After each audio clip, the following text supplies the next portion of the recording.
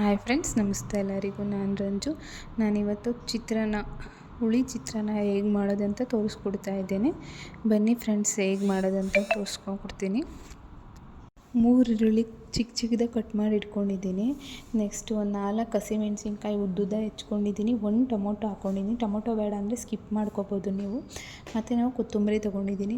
Next ಒಗ್ಗರಣೆಗೆ ಕಡಲೆಬೇಳೆ 1 table spoon ಉದ್ದಿನಬೇಳೆ ಮತ್ತು ಸಾಸಿವೆ ಮತ್ತು 1 ಟೇಬಲ್ ಸ್ಪೂನಷ್ಟು ಶೇಂಗಾ ಬೀಜ, ನೆಕ್ಸ್ಟು ಅರಿಶಿಣ, ಎಣ್ಣೆ ಮತ್ತು ರುಚಿಗೆ ತಕ್ಕಷ್ಟು ಉಪ್ಪು. ಹೇಗೆ ಮಾಡೋದಂತ ತೋರಿಸ್ತೀನಿ ನೋಡಿ.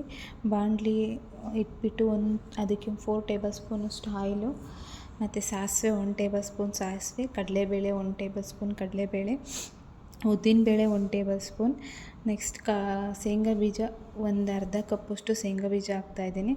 ಇದನ್ನು ಸ್ವಲ್ಪ ರೋಸ್ಟ್ ಮಾಡ್ಕೊಳ್ಳೋಣ. ಶೇಂಗಾ ಬೀಜ ಸ್ವಲ್ಪ ಬ್ರೌನ್ ಕಲರ್ ಆಗೋ ಸ್ವಲ್ಪ ರೋಸ್ಟ್ ಮಾಡ್ಕೊಳ್ಳೋಣ. ನೆಕ್ಸ್ಟ್ ಇದಕ್ಕೆ ಕರಿಬೇವು ಹಾಕಿದ್ದೀನಿ. ವೀಡಿಯೋ ಸ್ಕಿಪ್ ಆಗಿದೆ, ಕರಿಬೇವು ಹಾಕ್ಕೊಳ್ಳಿ.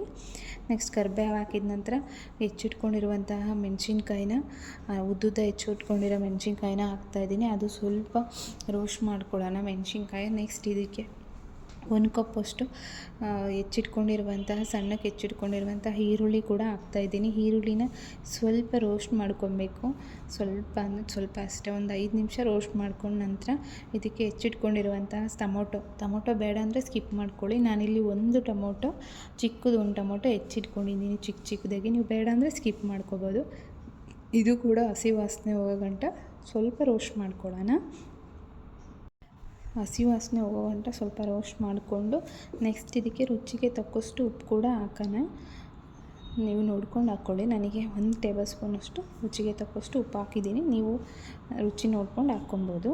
ಅದನ್ನು ಸ್ವಲ್ಪ ರೋಸ್ಟ್ ಮಾಡ್ಕೊಳ್ಳೋಣ. ಅದನ್ನು ಕೂಡ ಉಪ್ಪಿನಲ್ಲಿ ಈರುಳ್ಳಿ ಮತ್ತು ಟೊಮೊಟೊ ಮೆಣಸಿನ್ಕಾಯಿ ಎಲ್ಲ ಸ್ವಲ್ಪ ಫ್ರೈ ಆಗಬೇಕು. ಆವಾಗ ಬೇಯುತ್ತೆ ಬೇಗ. ನೆಕ್ಸ್ಟ್ ಇದಕ್ಕೆ 1 ನಿಂಬೆಹಣ್ಣಿಗೆ ಗಾತ್ರದಷ್ಟು ಹುಣಸೆಹಣ್ಣು ನೆನೆಸಿಟ್ಕೊಂಡಿದ್ದೆ, ಅದ್ರ ಹುಳಿ ಕೂಡ ಹಾಕ್ತಾಯಿದ್ದೇನೆ. ಈ ಹುಳಿಲಿ ಸ್ವಲ್ಪ ಬೇಯಬೇಕು. ಅದು ಸ್ವಲ್ಪ ಈರುಳ್ಳಿ ಟೊಮೊಟೊ ಮೆಣಸಿನ್ಕಾಯಿ ಎಲ್ಲ ಹುಳಿಲಿ ಬೇಯೋದ್ರಿಂದ ಅದು ಟೇಸ್ಟು ಚೆನ್ನಾಗಿರುತ್ತೆ. ಅದಕ್ಕೆ ಹುಳಿ ಚಿತ್ರಾನ್ನ ಅಂತ ಕೂಡ ಹೇಳ್ತೀವಿ. ಅದಕ್ಕೋಸ್ಕರನೇ ಹುಳಿಲೇ ಬೇಯಬೇಕು ಅದು.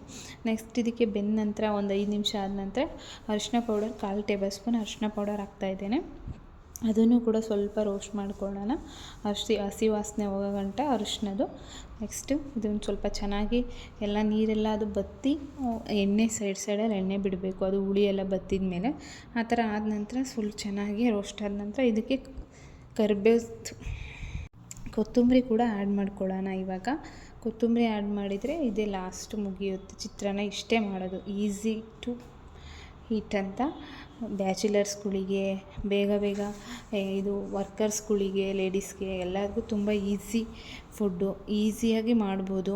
ಚಿತ್ರಾನ್ನ ಯಾರಿಗೆಲ್ಲ ಇಷ್ಟ ಇಲ್ಲ ಹೇಳಿ?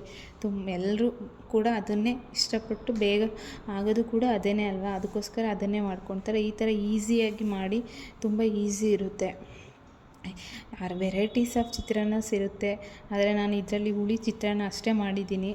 ತುಂಬ ಚೆನ್ನಾಗಿರುತ್ತೆ. ಮಾವಿನಕಾಯಿ ಟೊಮೊಟೊ ಚಿತ್ರಾನ್ನ, ಮಸಾಲೆ ಚಿತ್ರಾನ್ನ, ನಿಂಬೆಹಣ್ಣು ಚಿತ್ರಾನ್ನ ಎಲ್ಲ ಥರನೂ ಚಿತ್ರಾನ್ನ ಮಾಡ್ತಾರೆ. ನಾನಿಲ್ಲಿ ಹುಣಸೆಹಣ್ಣಿಂದ ಚಿತ್ರಾನ್ನ ಮಾಡಿದ್ದೀನಿ.